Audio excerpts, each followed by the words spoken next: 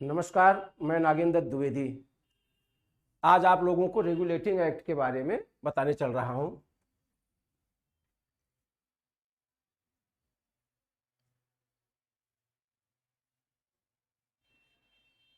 Regulating act 1773। सबसे पहले आप ये समझें कि एक्ट किन परिस्थितियों में बनाया गया, इसकी क्या ज़रूरत पड़ी। कुछ बेसिक चीज़ें आपको पता हैं जिनको आप जान रहे हैं, जो नहीं जान रहे हैं उनको हम जीरो से बताएंगे। क्लास के प्रारंभ में सबसे पहले आप ये जान जाएं कि रेगुलेटिंग एक्ट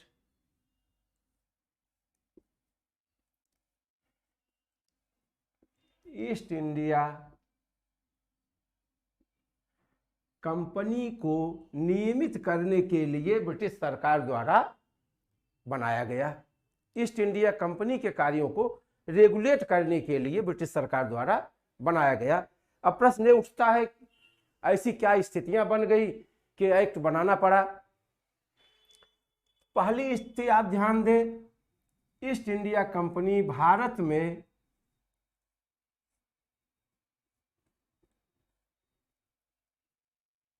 व्यापार करने के लिए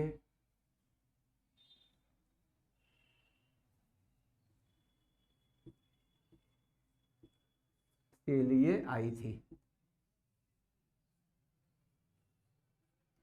अब यहीं से प्रश्न बनने लगते हैं। आप जैसे तैयारी कर रहे हैं, परीक्षाओं में हर लाइन पर प्रश्न है, हर जगह प्रश्न बनते हैं।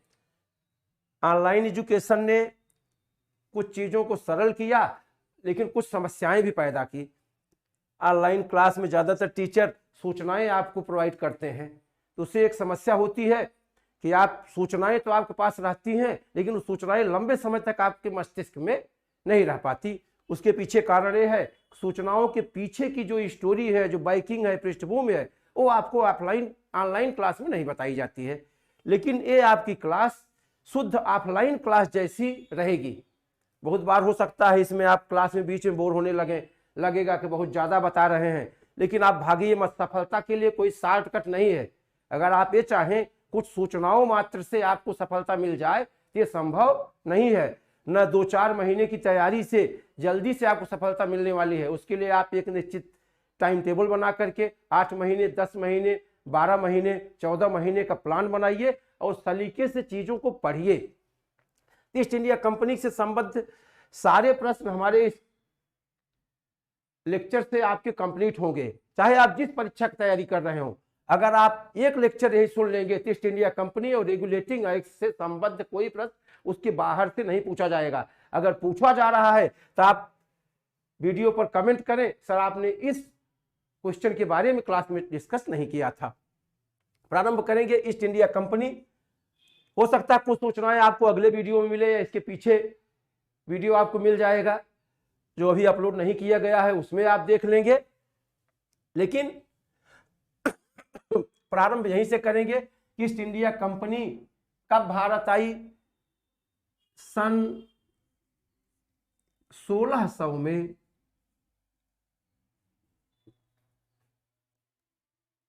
ब्रिटिश महारानी द्वारा आदेश लेकर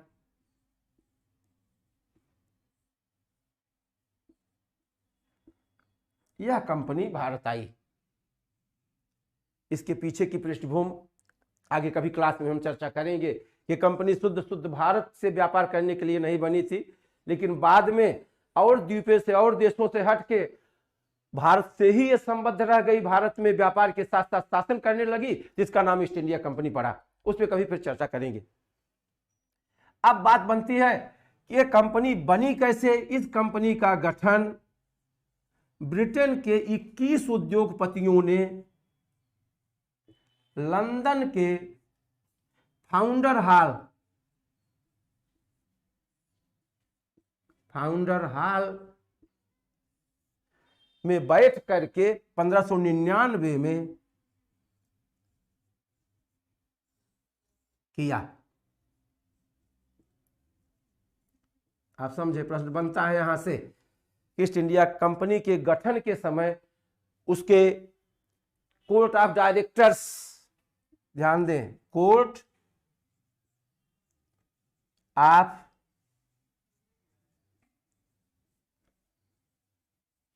डायरेक्टर्स के सदस्यों की संख्या कितनी थी, तो आप 21 बताएंगे। ये संख्या बाद में 24 हो जाती है। जैसे east India company court of directors, अगर भारत के संदर्भ में बात करेंगे, आज कंपनियों के निर्माण में बोर्ड ऑफ डायरेक्टर्स की बात आती है। बोर्ड ऑफ डायरेक्टर्स कहा जाता है।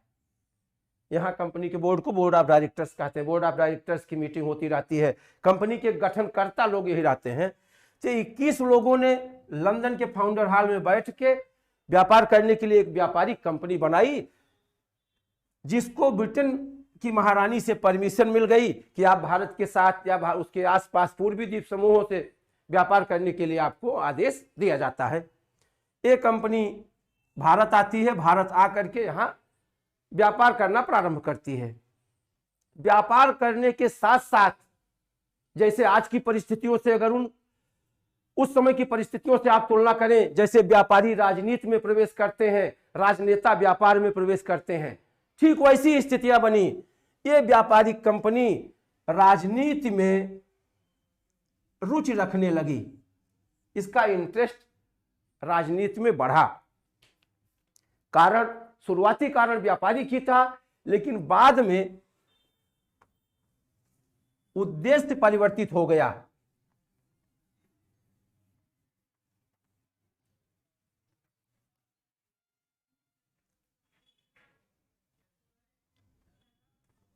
फिर आप आगे देखते हैं,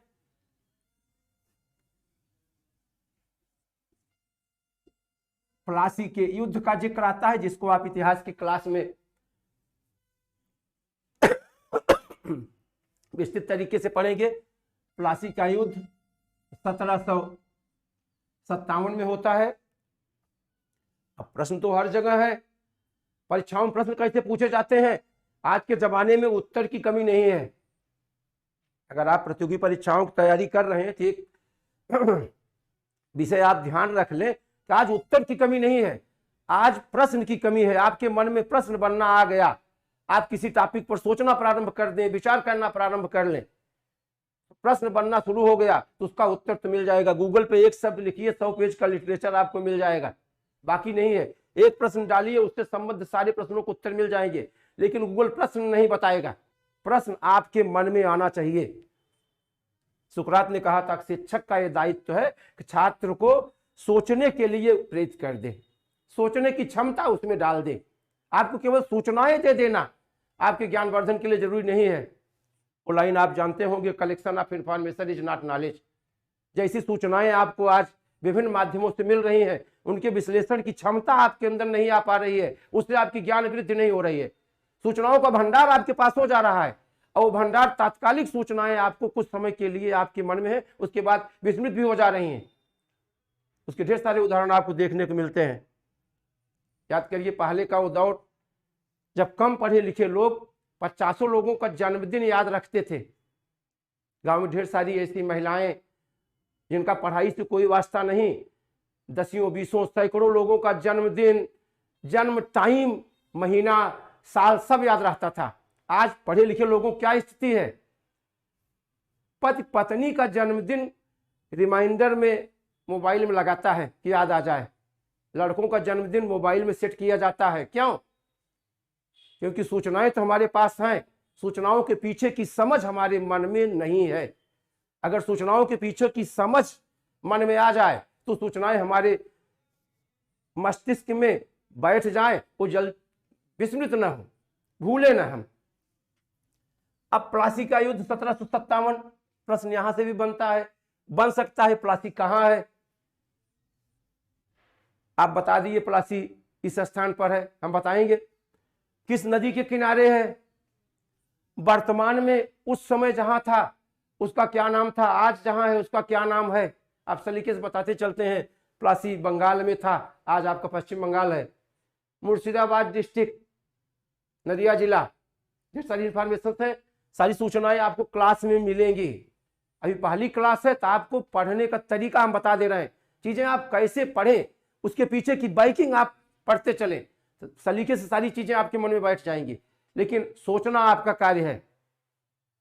वैसे इस क्लास में केवल हम सूचना नहीं प्रदान करेंगे, सोचने के लिए एक जरिया भी देंगे, रास्ता आपको देंगे। अगर उसके बाद भी उस रास्ते पर आप नहीं चल पा रहे हैं तो गलती आपकी है, ध्यान रखें। प्लासी के युद्ध में 1757 में, अभी आपको लग रहा होगा कि आपने क्वेश्चन रेज कर दिया, हमने क्वेश्चन रेज कर दिया तो आपको उत्तर मिल जाएगा, लेकिन क्वेश्चन आए 1757 में प्लासी का युद्ध हुआ। इसमें दो पक्ष थे, प्रश्न बनता है युद्ध होगा तो दो पक्ष, तीन पक्ष, कितने लोग थे? दो पक्ष। एक तरफ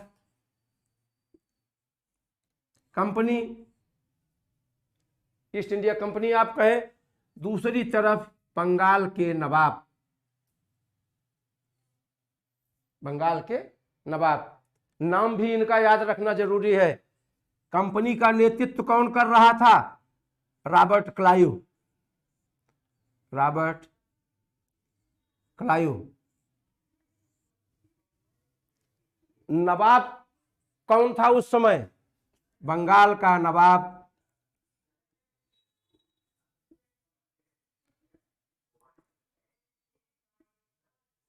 सिराजुद्दौला। आप ध्यान करिए, प्रश्न का लेवल बढ़ा है।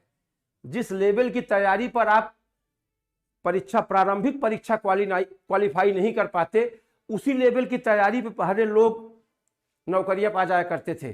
कारण पहले प्रश्न पूछने के लेवल पर और आपके प्रश्न के लेवल पर अंतर हो गया।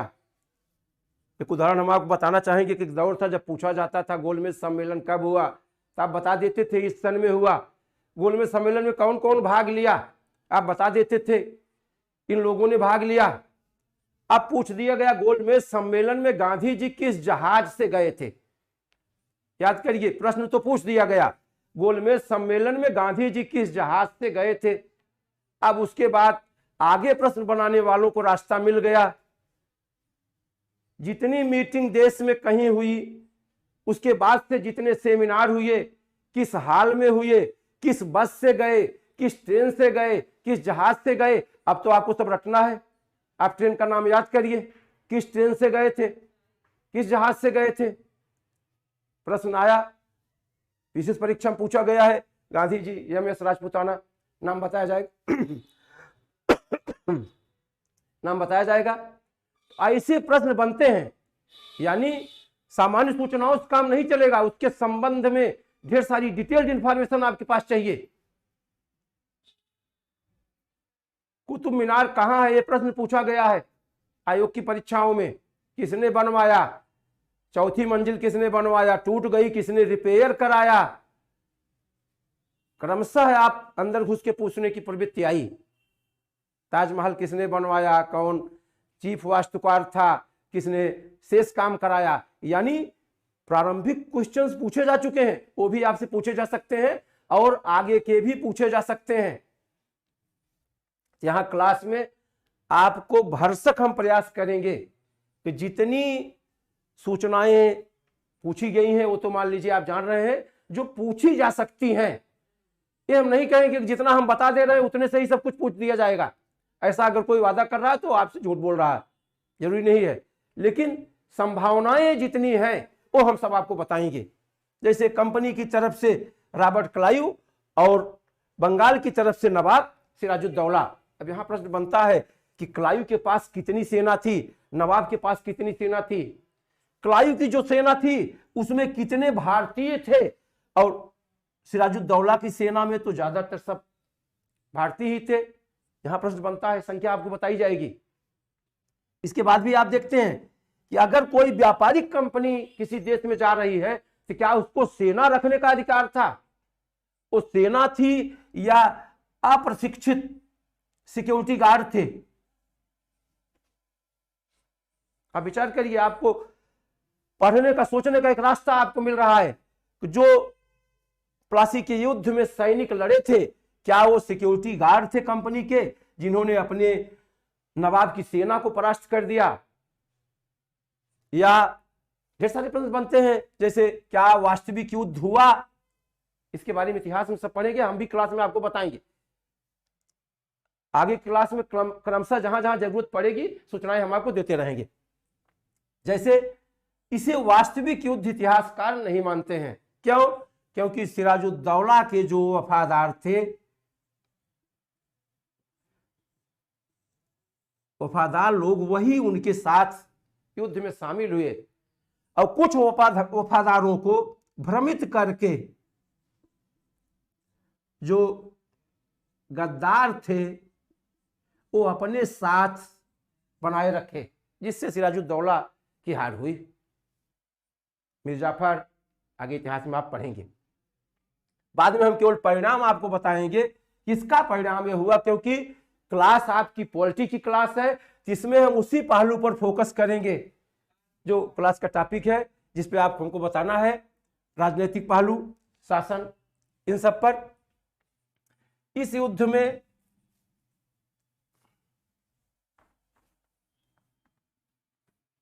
नवाब की हार होती है और क्लाइव मीर जाफर को वहां का नवाब बना देता है, यानी कंपनी की स्थिति मजबूत हो जाती है। इसके बाद 57 के बाद फिर 1764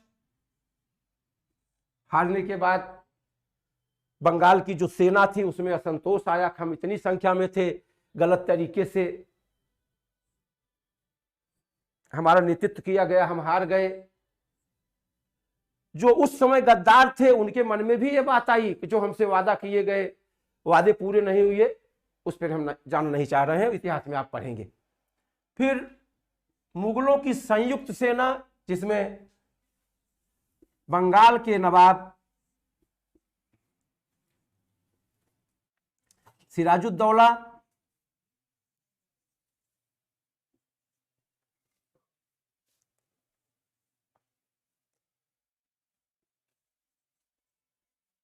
की सेना, आप याद रखिए सिराजुद्दौला की मृत्यु हो जाती वहां। अवध के नवाब शुजाउद्दौला,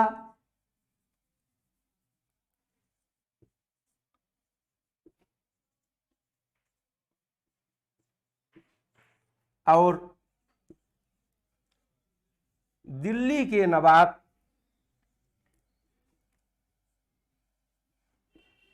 शाह आलम सेकंड, इनकी सेना एक तरफ और अंग्रेजी सेना यानी कंपनी दूसरी तरफ। ये युद्ध बक्सर में होता है। बक्सर में इस युद्ध का भी परिणाम बड़ा भयानक रहा, और इस युद्ध ने यह निर्धारित कर दिया कि अब भारत का शासन कंपनी द्वारा किया जाएगा। इतिहास की भाषा हम लोग लिखते हैं कि इस युद्ध ने प्रमाणित कर दिया कि भारत का शासन मुगलों द्वारा नहीं किया जाएगा। यहां से भी प्रश्न बनते हैं कि बक्सर के युद्ध के समय कंपनी का नेतृत्व कौन कर रहा था? Hector Munro. हेक्टर मुनरो, आप ध्यान करिए। इसके बाद 1764 के बाद भारत पर कंपनी व्यापारिक और राजनीतिक दोनों प्रकार से शासन करने लगी।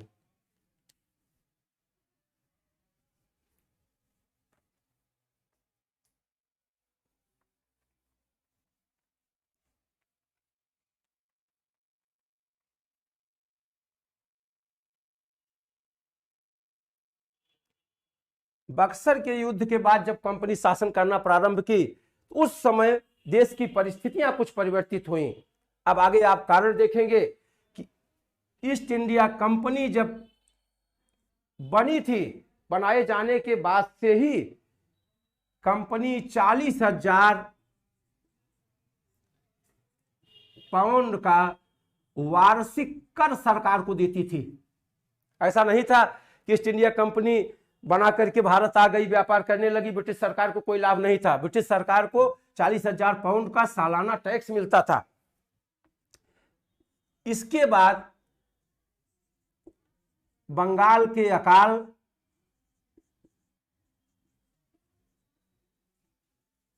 और कुछ अन्य कारणों से कंपनी की आर्थिक स्थिति डगमगाने लगी, आर्थिक स्थिति इसकी कमजोर हो गई। उसमें 3-4 कारण मुख्य रूप से चर्चा में आते हैं, हम आपको बताएंगे, आपको डिटेल बताया जाएगा। बंगाल के अकाल का क्या परिणाम रहा, उसके बाद अन्य कारण जो थे उनका क्या प्रभाव पड़ा। बंगाल का अकाल 1667, इसके अलावा कंपनी के कर्मचारियों का भ्रष्ट